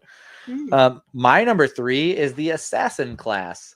Now this stems from my love of games like Assassin's Creed, but also just I love a stealthy boy. I love ninjas, which are assassins. I love any hide from the shadows, take people out quietly. Hitman was Hitman 2, one of my favorite video games of all time. Also Metal Gear Solid, all of that franchise for its stealth action. Those characters are great, and I love playing them. How do you feel about the assassin with like a huge personality, like Naruto and and Black Star from or like Leader? Scud the Disposable Assassin from the comics? Scud the Disposable Assassin. I feel great about them. I love a mouthy motherfucker. Deadpool is one of my favorite characters of all time. He's also a mouthy, bigger than life personality assassin. I love the gotta be quiet, but also can't keep your mouth shut. Yeah. It can go either way. They're both great. Unless you make Deadpool a silent assassin, then you've done it all wrong. I mean, technically, as long as you get the kill, who cares if you're an assassin? Who cares if you're mouthy or not? Right. I can hang with that. Yeah. Landon, what did you have for number 2? Did we bring up CJ Lovelady's number 3 in the chat? I don't think so. I'll bring it up. EverQuest 2 Templars. Oh yeah, Templars are fun. They're basically paladins, right? They kind of fall in that same. I think so. I never played EverQuest, but Templar feels paladin-esque. Yeah, I think so. I don't know that their powers are necessarily religion based, but they kind of fall in that same category, I think. What if you give him blades like Baraka? Oh, they're clerics in heavy armor, is what Chris says. Yeah, what if you give the silent assassin Deadpool? No, if you give Deadpool blades like Baraka, it's a terrible fucking idea. It'd be terrible. He very clearly bends his arm prior to putting out an almost 3-foot long blade between his fingers. That doesn't make sense. Well, that would be really cool for an action figure if you could push a button on an action figure and his arms just go. Right. If you have a full katana blade hidden in the length of your arm, when you bend your elbow, that blade's going to stick out somewhere. Maybe he teleports. That doesn't work. Maybe he teleports them in and out because he has teleportation abilities too.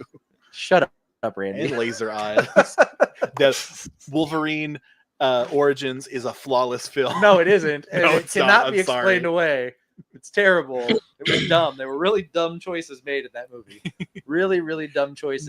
Mostly around Deadpool, but around a lot of characters. Name the Taylor one Kitsch Gambit is garbage CGI too. claws. Bad CGI. So claws. many other things. Just so many other bad things.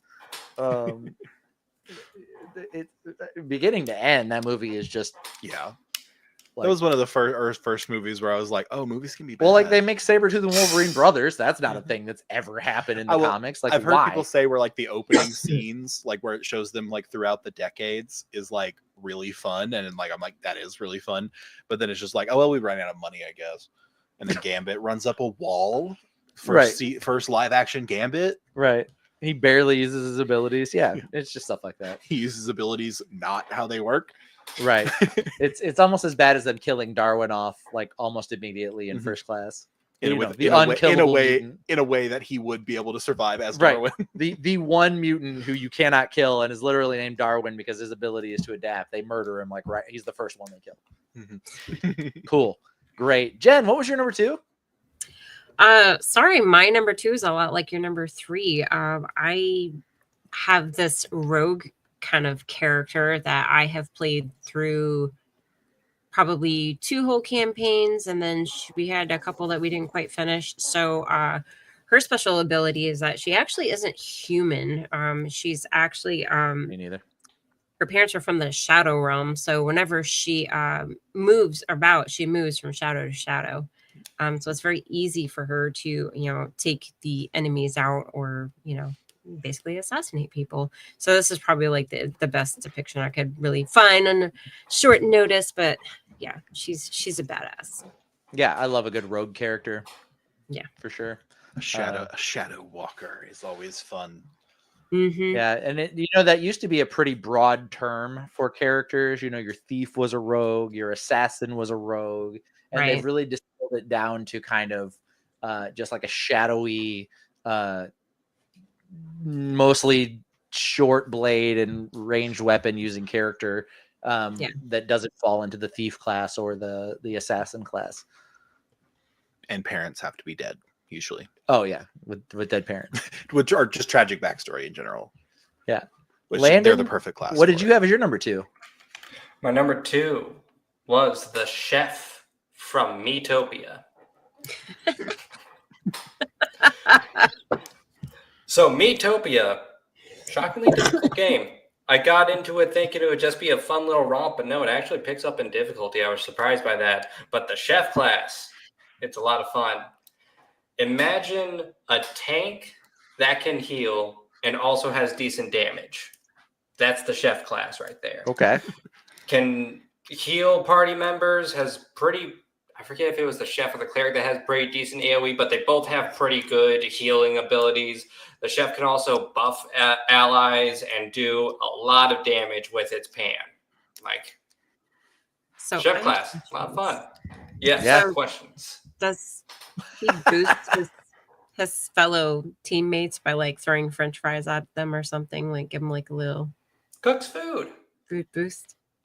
Cooks food right there in the middle of the fight. It's turn-based, so you can take as long as you need for your turn. It's full real-time cooking of a rotisserie chicken right there in front of everyone. And then the party dines. All part of the same turn. The villains are just doing their idle animation, bobs back and forth while you're like rotating a chicken. Mm-hmm, exactly. Nightmares and Nerdscape said, "I'm getting Imagine Dragon vibes from this pick." I love that it's a chef. That's the best. My face From my ship. Damn. I mean, if this doesn't beat the Imagine Dragons allegations, but I want to play Miitopia now. I know. I want to play this chef. It sounds amazing. Can you play?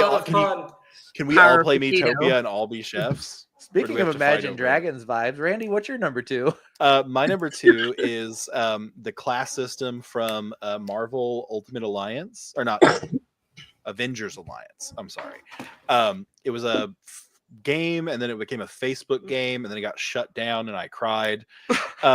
Spent so much money on it, but it's like, so there's a generalist, which is like the center thing, and then there's just like a wheel of like the scrapper, which is the fist, does extra damage and like gets special abilities from the infiltrators. So like Iron Fist would be good against Black Widow, and Black Widow would be good against Doctor Strange, and Doctor Strange would be good against Cyclops, and Cyclops would be good. No, Cyclops was a tactician, I think. But just like there's Blaster, Bruiser, Scrapper, Infiltrator, Tactician, and they all just have like a wheel of who's good against who and who can resist who. It was just such a great game. And it was such a vast character selection, and like each of them had different costumes that like actually had effects. Like you could be the Future Foundation Fantastic Four, and it would change their classes in like really fun ways. Like you could turn like, I think like not Ms. Marvel, Invisible Woman from like a infiltrator to a bruiser, because like she just attacks, can attack instead of, or I don't know, just changes their classes up. It was just a very fun game that I cried whenever it was deleted, and they need to bring it back so bad. I spend so much money on it again. Okay. Well, Randy, while you're recovering from that, what do we have in chat? Final Fantasy VI mechanic. Yeah. They're coming out with a Final Fantasy set in Magic the Gathering, so I'm learning about Final Fantasy so I can understand the cards. Interesting. I didn't know you were an MTG player. Mm-hmm. Okay. And then we got Eric Johnson, Lancer from Final Fantasy Tactics. A lot of number 2, a little Final Fantasy making an appearance in number 2s. Yeah, right down there in the number 2s, we got a couple of Final Fantasy choices. I've only played Final Fantasy 7 and 10, and I don't know any of these characters. Mm-hmm. Same. I bought Final Fantasy, I think 15 for the PlayStation 3. Went home, played it for about 30 minutes, got through 30 minutes of cutscenes, and then had to go to work. So never really played it after that. Seemed fun, but just didn't have time. I own 1 through 6 on Steam because there's a huge bundle on it. I played a bit of 6. Haven't gotten far enough in it to for sure say anything about the mechanic class, though. It sounds like a lot of fun. It sounds like it fit in with the mechs and stuff that are going on in game. Mm-hmm. Nightmares and Nerdscape said 6, 8, and 10 are my favorites. I know that what's his name? Leon. Was it Leon Hart or whatever? That shows up in Kingdom Hearts is from 6. It's kind of the only thing I know. I also haven't played Kingdom Hearts. Strife? Which No, I need to do that's as Cloud's well. name. Cloud Strife. What? I haven't played Kingdom Hearts. I need to. I've played all the Kingdom Hearts games. That's the most Square Enix game franchise I've spent the most time on. Could Donald Duck solo the entire? Is he the strongest mage? That's a meme because Donald Duck isn't even the strongest mage in Kingdom Hearts. Well, there's supposed to be something where he casts a spell that's like stronger than. Because I don't remember what the spells are, but he casts like a Zeta spell, and I don't know. I mean, yeah, it's There's all over some the joke place about it. for sure. The powers in Kingdom Hearts are kind of wild. What the abilities they can and cannot do on and off, depending on whether you're in the cutscene or the actual gameplay, because they do wild, fucking huge, crazy, grandiose things in the cutscenes, and then when you're playing the game, you blast some little attacks out of the end of your keyblade. But I do love the Kingdom Hearts games, and for all the hate that it's getting for the time between 3 and 4, I'm really looking forward to Kingdom Hearts 4. That being said, Landon. Oh, I got to give my number 2. My number 2, is a fun little class that who doesn't love casting magic missile at the darkness or at anything else you decide to aim for, and that is the wizard. The wizard, not the best D&D class, not even the best spell casting D&D class, but you got to throw a wizard in there every once in a while just for funsies. A good wizard is about half as good as a half decent sorcerer on a D&D campaign, but sometimes the difficulty is half the fun of playing the character. Yeah. I think I've only ever played a wizard during like a one shot. I love a wizard. Who doesn't love a wizard? I just got to burn through my spells doing all the stuff. They're just completely, their hands are completely tied with the ability to memorize X number of spells and only have so many spells they can use because their wizarding ability is entirely based on what they can and cannot learn, whereas sorcerers are born with innate power and can passively use abilities that wizards take forever to get around to. But anyway, that is neither here nor there. Landon, are you ready? Oh, we got more number 2s in the chat. We got a late number 2. Death Knight, Eric Johnson. Yeah, Death Knight is Eric's number 1 because he has his number 2 up there. Excuse me. Yeah, he's got Lancer for number 2. Oh, never mind. So anyway, Landon, are you ready to give me your number 1?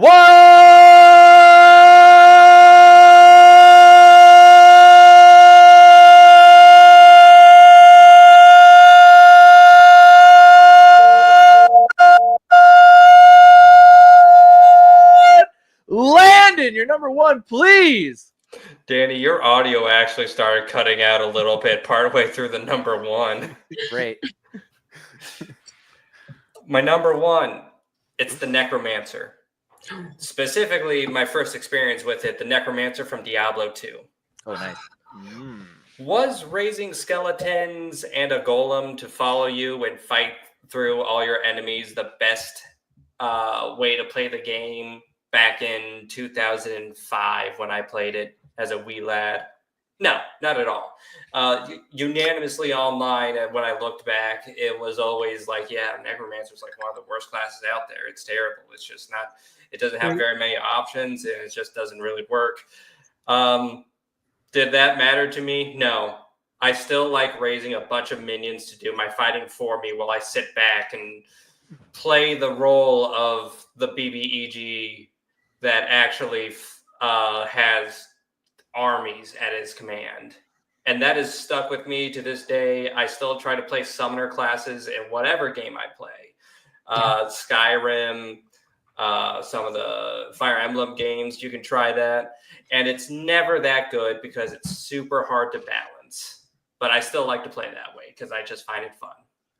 Because like the proper way to like play a necromancer like in Diablo 2 is summon a bunch of stuff and let the game play itself. Like let let them fight their things and summon them every once in a while. But yeah, in a lot of games now they're being like, oh well, like now it's just micromanaging summons and stuff. But yeah, I love that like brought back a memory of Diablo 2 for me because I did play a lot of that. Yeah. Jen, what did you have for your number one? I have a mage. I have played a mage in probably the last 2 or 3 campaigns that we've ran, and I just love playing mages. I've played like the latest one was like a vampire mage where she had a lot of like death magic and everything, and I've also played like it's not quite like a cleric, but it was like a holy mage, but she also had like elemental magic and everything. But I love mages because I usually just step in there and I do like a big AoE like damage attack, and then I'm like, all right, the rest is your boys, and I just drop my mic and walk away. Yeah, I mean, you can never overvalue the ability of a good AoE character, especially whenever you're first setting into a combat, because it's like you're fighting 15 people. Well, how about I wipe out 8 of them? Yeah, I got your back. Watch this. Or you're fighting 15 people. How about I bring them down to 1 hit each? Right. Yeah. Absolutely. Randy, what did you have for your number one? My number one is from the Fate series, which I know very little about beyond the Fate Zero and Fate Stay Night. I've actually just finished watching Fate Stay Night, and I'm working at Fate Stay Night and Fate Stay Night Unlimited Blade Works, and I'm working on Fate Stay Night Heaven right now. I've seen those, but like Fate Zero and Fate Stay Night are like the end of it. I'm like, I don't know the rest of the timeline. I don't need to. I got what I wanted. I love it. I actually preferred Fate Stay Night over Fate Stay Unlimited Blade Works. Really? Because I love the story between Shiro and Sable. Or not Sable, Saber. Mm-hmm. And you don't get that in Unlimited Blade Works. Wait. Maybe it is Stay Night. So the original Saber and Shiro fall in love. Oh, nope. And then in Unlimited Blade Works, and I can't remember her name right now, but the girl with the black hair, Reen Tosaka? is the love. So each one of those arcs is based on the game's arc, the game story based on which one you choose to fall in love with. So if you choose to fall in love with Saber, you get the Stay Night storyline. If you choose to fall in love with Reen, you get the Unlimited Blade Works. And if you choose to fall in love with Sakura, you get the Heaven storyline. Oh, okay. That makes more sense to me. But I loved Fate Zero because I think people say you're supposed to watch like Fate Stay Night or Heaven's Feel or whatever like first, but I watched Fate Zero because it's a prequel. Yes. So I watched that one first, and then Unlimited Blade Works. The animation is gorgeous. I like Archer from them because like in both Archer's series, awesome. Archer is the cool like.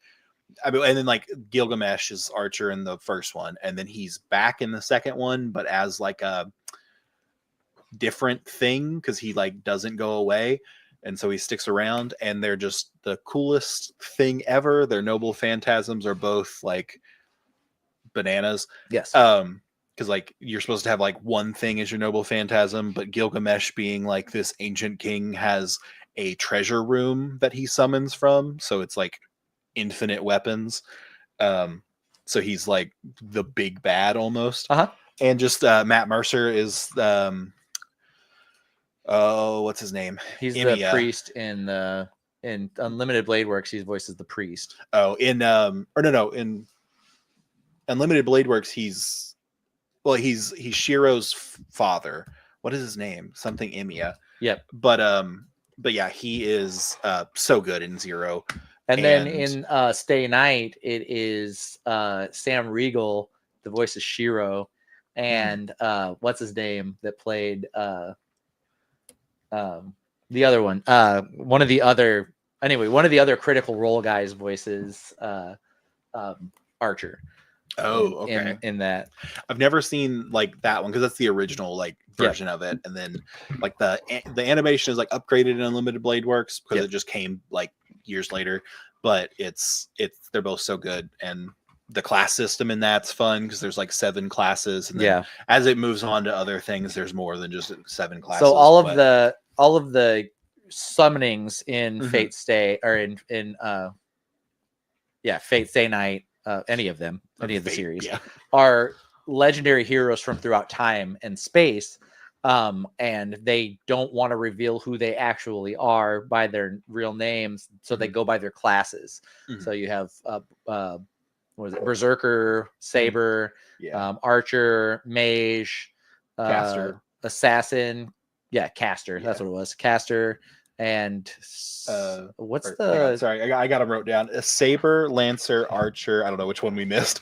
Caster, Berserker, Rider. I think is the one we missed. Rider we're missing another one because Assassin, the samurai at the gate. He's Assassin. He's a weird one. Yeah. Okay. He's assassin though. Anyway, sorry guys that you're along for this ride. We went on a very nerd tangent that I love to Randy talk about. and I are nerding out over here. But anyway, so that's Randy's number one. What do we have in chat? We have I think this is supposed to be their number one. Death Knight. Yes, Eric Johnson's number one-ish, I believe, possibly, is Death Knight, and the Death Knight is a monster class in D&D. But that's somebody you do not want to fuck with. They're like a level 10 above monster that you do not you don't want to fight them until you've reached level 10 because they will fuck you up so hard. Yeah. So but they sound like pushovers. Yeah, no, they sound great. Death Knights in Warcraft. I don't know about World of Warcraft. Also, massive tanks in that game, capable of not only taking damage but also healing allies. Very much, they're the undead's version of the paladin. Yeah. Yeah. All right, what else we got? We have Nightmare Nerdscape says Wild Mage. Yep, love a Wild Mage. Wild magic in general. Almost on my list was Owl House. I love Owl House, but Ida is a wild magic, that's her thing because she never picked a class. But just wild magic in general is always a fun choice. Yeah, and then Eric Johnson said Holy Knight or Paladin as well, which I'll take that as an honorable mention. My number one, everybody's favorite original D&D class, stemming from his popularity in Lord of the Rings, it is a Ranger. Yes. Pictured here, you have Aragorn, son of Arathorn, the king himself.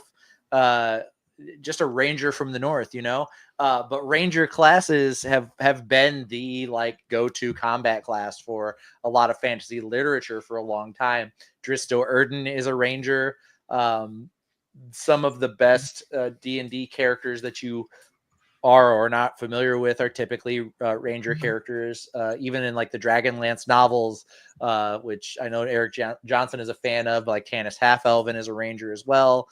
They skirt that line of a knight without wearing heavy armor, but they use magic. They're a little bit of a wizard. They're a little bit of a warrior. Usually they carry a longbow. Rangers are they're like the jack of all trades of the fantasy character class. I would say Drizzt is, I don't know if that's how you say his name. I've never said it out loud. Is he a Ranger as well? Yeah, he's a Ranger. Okay, he's a Drow Ranger. I was saying because I remember he has a cat companion, right? Or a big panther. It's a panther that he has with him, and then he dual wields scimitars. For his much hate that I've heard Rangers get in D&D because they're mechanically not the best. They need buffs here and there. A lot of their skills are exploration more so than combat, but they're very popular in not social media, in pop culture, it seems like. Yeah.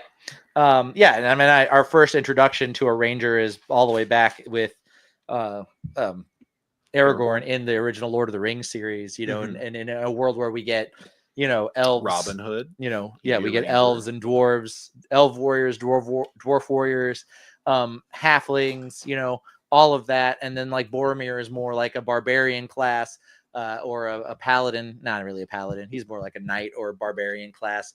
And then you have Aragorn, the hero of the story, as a Ranger. And it kind of set the tone for what Rangers would be moving forward in fantasy. Let's see. We've already done this one. I just forgot to mark it off. Next week on the hit list, we're going to do a music one again. We're going to do our 5 favorite one-hit wonders. Imagine Dragons. But anyway, for this week, this has been the hit list.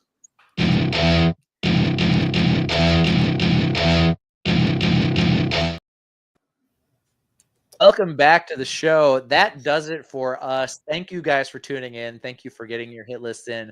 Thank you for being part of the conversation. We love and appreciate each and every one of you. Landon, Jen, and Randy, in turn, say bye to the folks. Bye. See y'all. Cool. I was expecting your normal outros, but anyway. Oh, I'm sorry. Thanks for coming. I'm not normal. Yes. As always, thank you all for coming in, joining us in the chat. You all are what actually make this a show, because without you all, we're just talking to the walls. True. I'm with Landon. Thanks for showing up. It's always fun to interact with everybody in the chat. Yes, and I like being bullied about my love for Imagine Dragons. Yeah, you deserve to be bullied for your love for Imagine Dragons. Anyway, you guys have been great, and we've been Cutting Edge Hero. See y'all. Bye.